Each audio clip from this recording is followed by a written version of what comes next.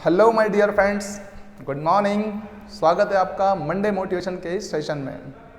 आइए आज बात करते हैं एक बेहतरीन स्टोरी के बारे में, जिससे आपको सीखने को मिलेगा कि अगर कोई बंदा या कोई स्टूडेंट ऐसा भी हो जो जिसकी बुद्धि थोड़ी कम काम करती हो, तो वो बंदा भी कितने गजब से काम करके अपने भविष्य का निर्माण कर सकता है। जो ये कहते हैं कि सर हम याद तो करते हैं लेकिन फिर भी भूल जाते हैं, हमें विस्मरण की आदत सी है, हम थोड़ा सा क्या है कि एकदम से एडवांस जवाब नहीं दे पाते हैं। तो आज ये हमारा वीडियो उन्हीं बच्चों के लिए है ना। खासकर ऐसे बच्चे जो अक्सर निर्बल स्मरण शक्ति के शिकार हो जाते हैं। तो आज एक महान विद्वान की कहानी आपके सामने प्रस्तुत कर रहा हूँ, और विद्वान का नाम था वरदराज। कि कैसे वरदराज एक महान विद्वान बने और पहले उनकी सिचुएशन क्या थी। दोस्तों स्टार्ट करते हैं, उससे पहले लाइक शेयर और सब्सक्राइब जरूर कीजिए। आप अगर आपको अच्छी लगती है हमारी ये कहानियाँ और आप मोटिवेट होते हैं इन कहानियों से, तो ज़रूर हमें रिस्पांस दीजिए और हमारे इस चैनल को सब्सक्राइब कीजिए और लाइक कीजिए, और इसको अपने दोस्तों के साथ शेयर भी कीजिएगा। ओके दोस्तों, तो स्टार्ट करते हैं। गुरुकुल का शिक्षा प्रसाद का समय चल रहा था। गुरुकुल में ये बच्चा पढ़ता था, वरदराज नाम का, और उसके कई सारे साथी भी गुरुकुल में शिक्षा अर्जन करते थे। और आज का जो दिन था गुरुकुल का, वो खुशी का भी था और गम का भी था। क्यों? क्योंकि आज रिजल्ट आने वाला था, बच्चों का रिजल्ट आने वाला था आज। ठीक है दोस्तों, बहुत सारे बच्चे बहुत खुश थे और कुछ बच्चे मुंह लटकाए भी खड़े हुए थे। कारण था कि उन्हें लग रहा था कि हम फेल हो जाएंगे, और कुछ लोगों को कॉन्फिडेंस था कि हम पास हो जाएंगे। इसलिए कुछ लोगों में खुशी थी तो कुछ में गम भी था। गम इसलिए भी था, पास फेल होने का तो गम था ही सही, लेकिन दूसरी शर्त गुरुकुल की यह भी थी कि जो बंदा फेल हो जाता था उसे उस गुरुकुल को छोड़ना पड़ता था, और साथ ही साथ गुरुजनों की दो चार खरी खोटी बातें जो थी वो भी सुननी होती थी। ठीक है ना। ऐसे ही एक स्टूडेंट थे वरदराज, जिनका नाम आया फेल्यूर स्टूडेंट्स में, फेल हो गए। वरदराज को बहुत कुछ सुनना पड़ा अपने गुरुओं से, और अंततः प्रधानाचार्य ने, जो प्रधान थे गुरुकुल के, उन्होंने वरदराज को अपने गुरुकुल से बाहर कर दिया कि तुम्हें पहले ही मैंने चेता दिया था कि पढ़ लो पढ़ लो पढ़ लो, फिर भी तुम पास नहीं हो पाए और तुम फेल हो गए। अब तुम्हें मैं अपने गुरुकुल में स्थान जगह नहीं दे सकता, आपको यहाँ से जाना होगा। बहुत अनुनय विनय किया उसने और कहा कि मेरी स्मरण शक्ति काफ़ी निर्बल है आचार्य, इसलिए मैं भूल जाता हूँ। मैंने रात दिन मेहनत की है लेकिन फिर भी मैं पास नहीं हो पाया, इसमें मेरी तो कोई गलती नहीं है।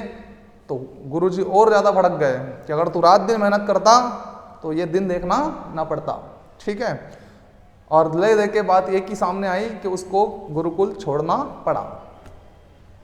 बड़े भारी मन से गुरुकुल से निकला ये बच्चा, और बहुत सारे विचार ने उसको घेरा। विचारों का एक समुद्र उसके ऊपर जैसे कि आ गिरा था। सोचते सोचते सोचते सोचते वो पहुंचा, अपने गांव के निकट ही पहुंच चुका था, और यहाँ तक आते आते उसे बहुत तेज प्यास लगी। और प्यास लगी तो वो एक कुएं के पास पहुंचा। वहाँ पर बहुत सारे लोग पानी पी रहे थे। पानी पी रहे थे लोग, और अपनी जो बाल्टी होती है उस बाल्टी को कुएं में से खींच रहे थे, और खींचते खींचते उसका ध्यान उस खींचने वाले के ऊपर ही पहुंच गया वरदराज का। और उसने देखा कि एक जूट की बनी हुई जो रस्सी थी, वो पत्थर के बने हुए जो घिरनी थी, घिरनी होती है जो कि आसानी से पानी को बाहर निकालने में मदद करती है लोगों की। ठीक है। तो वो पत्थर की बनी हुई थी। तो ये देखा गया कि उस जूट की बनी हुई रस्सी ने बार बार उस पत्थर के ऊपर चलकर, जब पानी खींचते हैं हम लोग तो बार बार वो पत्थर पर चलती है, वो जूट की बनी हुई रस्सी उस पत्थर पर निशान डाल देती है। तो दोस्तों उसके मन में एक विचार आया, वरदराज के मन में, कि यदि बार बार प्रयास करके ये रस्सी इस भयंकर मजबूत पत्थर पर अपने निशान छोड़ सकती है और इसको काफ़ी हद तक काट सकती है, तो हम भी बार बार परिश्रम करके, रात दिन एक करके और अपने रिजल्ट को बदल सकते हैं। हम अपने रिजल्ट को बदल सकते हैं। ये विचार उसके अंतर मन में समा गया और उसने घर जाने का निर्णय बदल दिया और वापस चला जाता है अपने गुरुकुल में। गुरुकुल में जाता है तो बाकी के जो बच्चे थे वो हंसते हैं उसके ऊपर, तरह तरह की बातें करते हैं, जैसा कि आमतौर पे होता है एक फेल्यूर स्टूडेंट के साथ में। ठीक है, आचार्यों के पास गया, आचार्यों ने भी मना कर दिया कि नहीं हो पाएगा। प्रधानाचार्य के पास पहुंचा, प्रधानाचार्य ने कहा कि तुझे एक बार कह दिया समझ में नहीं आता तो चला जा वापस, हम तुझे अब नहीं पढ़ाएंगे, मतलब नहीं पढ़ाएंगे। इतना ज़्यादा अनुनय विनय, इतना ज़्यादा मनाया प्रधानाचार्य को, तो प्रधानाचार्य का हृदय द्रवित हो गया कि बच्चे को कहीं ना कहीं पश्चाताप है और हो सकता है, संभव है कि ये कुछ कर दे। प्रधानाचार्य ने उसको बोल दिया कि ठीक है, एक मौका और तुझे देते हैं, आ जा हमारे साथ इस बार और। बच्चा बड़ा खुश हो गया कि ठीक है, जगह तो मिल ही गई है, अब प्रयत्न किया जाएगा और इस बार दृढ़ संकल्पित होकर हम प्रयास करेंगे। इस बार दृढ़ संकल्पित होकर प्रयास करेंगे, रात दिन एक करना होगा, जो कुछ करना है वो सब करेंगे, लेकिन इस बार कुछ और हो जाएगा, इस बार कुछ अलग होगा, पिछली बार से कुछ हटके होगा। यह दृढ़ संकल्प लेकर वो बालक बैठ जाता है पढ़ने के लिए और लगातार 1 साल के परिश्रम के बाद दोस्तों जब रिजल्ट आता है तो आप क्या सोचते हैं क्या होगा? वही होगा जो मंजूर खुदा होगा। ठीक है, इस बार रिजल्ट आया और रिजल्ट तो ये कह गया कि बाकी जितने भी छात्र थे वो सब उससे बदतर हो गए और ये बंदा बेहतर हो गया।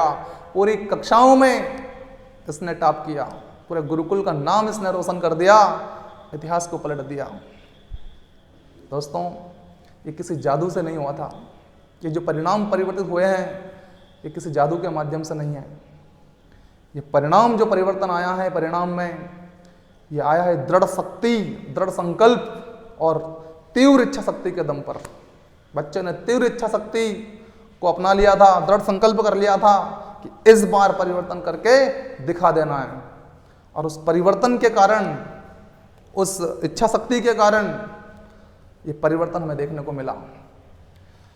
अगर आप दृढ़ शक्ति कर लें, दृढ़ इच्छा शक्ति जता लें अपने आप में, तो कहा जाता है कि संकल्प से बढ़कर कोई शक्ति नहीं है। दोस्तों संकल्पित हो जाइए अपने लक्ष्य के प्रति, अपने गोल के प्रति कि इसे हर हाल में पाना है, मतलब पाना है, इसके लिए रात दिन एक करना है, मतलब करना है।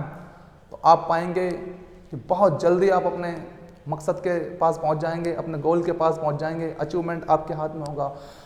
महावीर स्वामी, विवेकानंद और जाने कितने ही ऐसे हमारे जो अनुशासक हैं या जिनको हम कह सकते हैं, जिनको हम अनुपालन करते हैं, जिनकी बातों का हम पालन करते हैं, वो लोग हमें बार बार यही प्रेरणा देते हैं कि आप अगर दृढ़ संकल्प कर लें तो फिर कुछ रह ही नहीं जाता है। ऐसी दुनिया में कोई शक्ति नहीं है। महावीर विवेकानंद जी ने कहा है कि दुनिया में ऐसी कोई शक्ति ही नहीं है कि यदि इंसान एक बार दृढ़ संकल्पित हो जाए कि मुझे ये गोल हासिल करना है तो उसके बाद वो शक्ति उसे हरा दे। ऐसी कोई दुनिया में शक्ति नहीं है। दृढ़ संकल्प से बढ़कर कोई शक्ति नहीं है।